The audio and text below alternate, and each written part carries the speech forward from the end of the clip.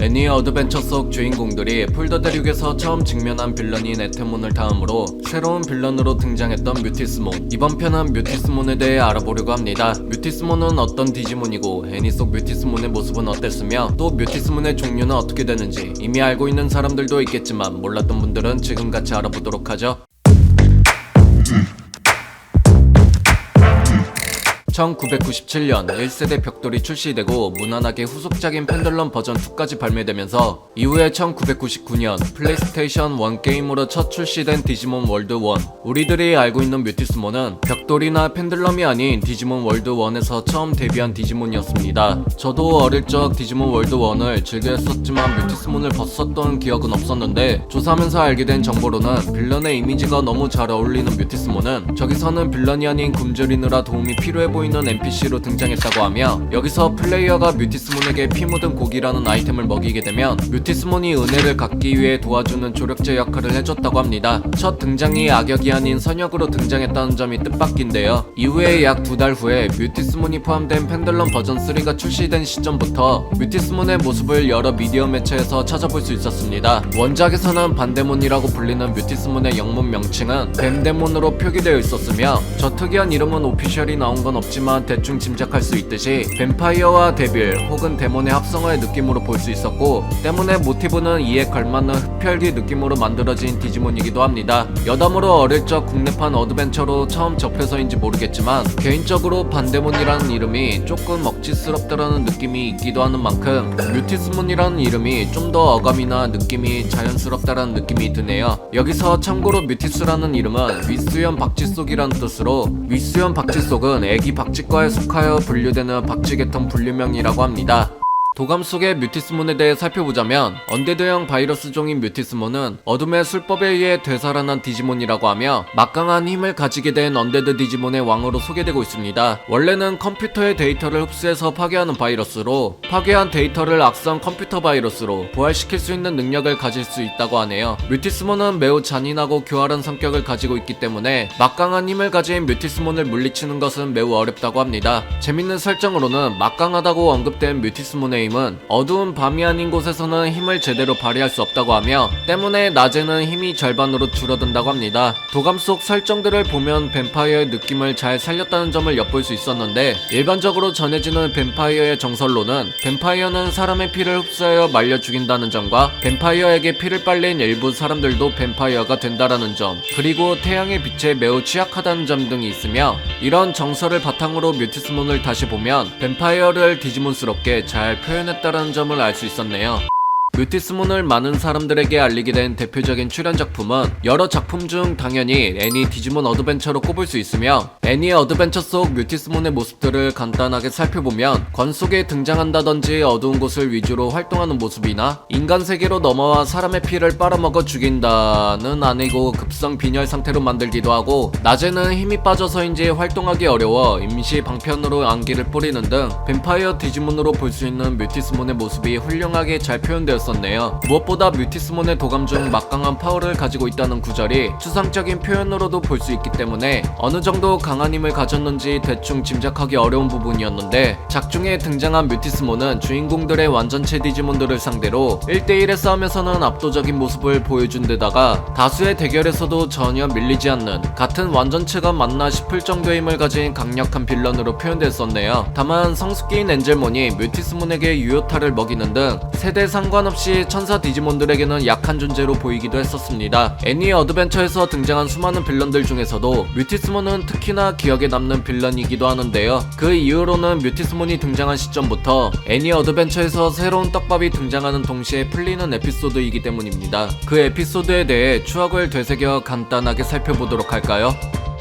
에테몬이 사라진 이후에 뮤티스몬이 등장하여 7명의 주인공들을 비롯한 8번째 선택받은 아이가 있다라는 떡밥이 등장하게 됩니다. 뮤티스몬의 계획은 디지털월드와 현실세계의 지배가 목적이었기 때문에 방해되는 선택받은 아이들의 무력이 더 커지는 것을 막기 위해선 아직 밝혀지지 않은 8번째 아이를 제거해야 된다라는 판단을 하여 뮤티스몬은 부하들을 이끌고 현실세계로 넘어가게 되는데요. 주인공들도 뮤티스몬을 막으러 현실세계로 넘어가면서 8번째 아이의 단서를 추측하게 되었는데 있는데 주인공들이 4년 전 서울에 출연했던 의문의 그레이몬과 페로몬을 목격했던 만큼 8번째 아이도 그 사건을 목격했을 거라는 점, 이후에 발견하지 못했지만 테일의 방에 못보던 디지바이스가 있는 등 여러 사실로 봤을 때 8번째 선택받은 아이는 테일의 친동생인 나리로 볼 수 있었고, 우여곡절 끝에 뮤티스몬의 부하인 가트몬과 위자몬이 그 사실을 알게 되었으며, 위자몬의 도움으로 가트몬이 누군가를 애타게 기다렸었다라는 잊었던 과거를 떠올려 나리의 파트너 디지몬이 가트몬이라는 사실까지 알게 됩니다. 그렇게 가트몬은 자신의 정체성과 모든 사실을 알게 되어 뮤티스몬을 배신하게 되었죠. 여기서 가트몬은 뮤티스몬으로부터 나리를 위험에 빠뜨리지 않으려고 노력해봤지만 가트몬이 8번째 아이의 파트너 디지몬이라는 사실을 뮤티스몬이 알게 되어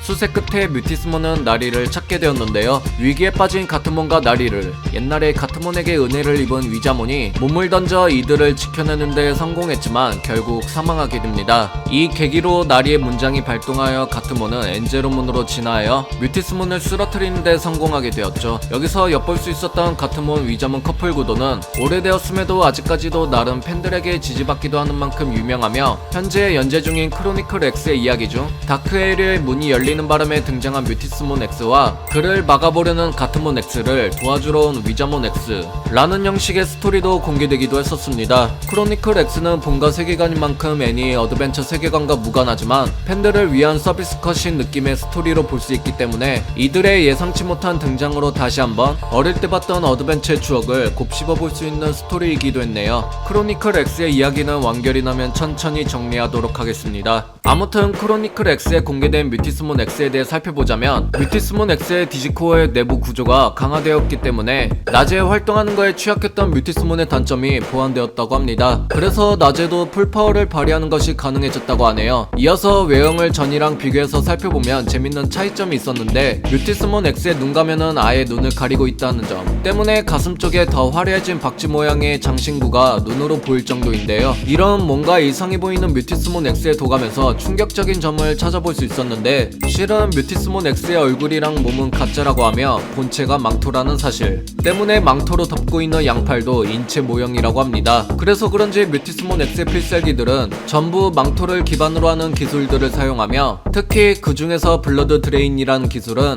망토에 손톱을 찔러 적의 데이터를 빨아들이는 기술이라고 하는데요. 뭔가 뮤티스몬은 X 진화하게 되면서 뱀파이어의 정체성이 옅어진 느낌이 들며 그냥 망토몬으로 이름을 바꾸는.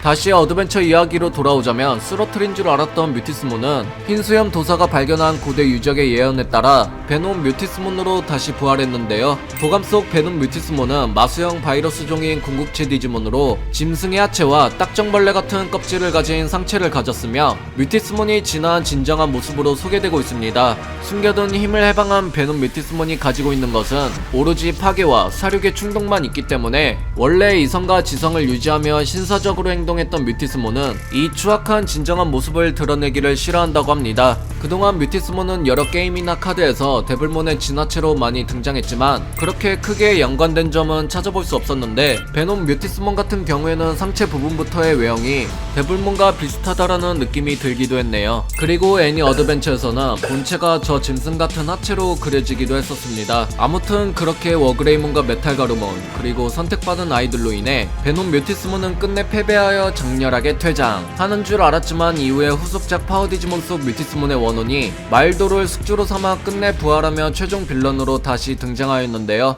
그 디지몬이 바로 베리얼 뮤티스몬, 파워디지몬에서는 뮤티스네오몬으로 번역이 되었으며, 국내 디지몬 카드에서는 베리얼 뮤티스몬, 원작에서는 베리얼 반데몬으로 불리는 등 다양한 이름으로 불리고 있긴 하지만 국내에서는 통상적으로 베리얼 뮤티스몬으로 통하고 있습니다. 마왕형 바이러스 종인 디지몬으로 뮤티스몬의 최종 형태라고 소개되고 있는데요. 그 이유에 대해서 살펴보자면, 앞에서 알아본 베놈 뮤티스몬 같은 경우에는 이성과 지성을 잃어 충동적이었던 반면, 베리얼 뮤티스몬은 그 단점까지 보완하여 지성까지 겸비하고 있기 때문에 모든 면에서 베놈 뮤티스몬을 넘는 데 성공했다고 합니다. 잔악무도하고 냉혹한 성격을 가지며 자신의 욕망을 위해서는 수단과 방법을 가리지 않는다고 하는데요. 좌우 어깨에는 각각 생체포인 소돔과 고모라를 기생시키고 있다고 합니다. 등장 당시 7대 마왕이라는 그룹이 제대로 만들어지기 전에 등장한 마왕형 디지몬이지만 결국에는 7대 마왕에도 속하지 못한 어중간한 마왕형 디지몬이 되었으며, 무엇보다 도감 속에서 7대 마왕 디지몬인 발바몬의 필살기보다 한참 약하다라는 식의 문장이 직접적으로 언급되기도 해서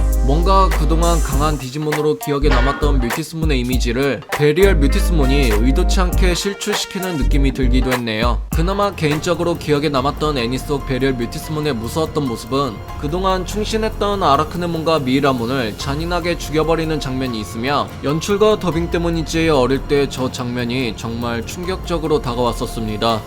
이 밖에 디지몬 크로스워즈에 등장하는 네오 반데몬이 있는데, 그동안 국내에서 보여줬던 번역으로 보면 네오 뮤티스몬으로 읽히는 게 맞지만 국내에서는 네오 반데몬 그대로 공개되었다고 하네요. 아무튼 디지몬 크로스워즈는 매번 언급될 때마다 말하지만 기존 디지몬 세계관과 다른 독자적인 세계관으로 이루어져 있는 만큼 우리가 기존에 알고 있던 뮤티스몬 계열이랑 비교해서 본다면 그렇게 크게 연관된 점 역시 찾아볼 수 없었던 디지몬이기도 했습니다. 크로스워즈를 안 보신 분들은 그냥 이런 디지몬도 있었구나 라고 그냥 가볍게 생각하셔도 무방할 듯 하네요.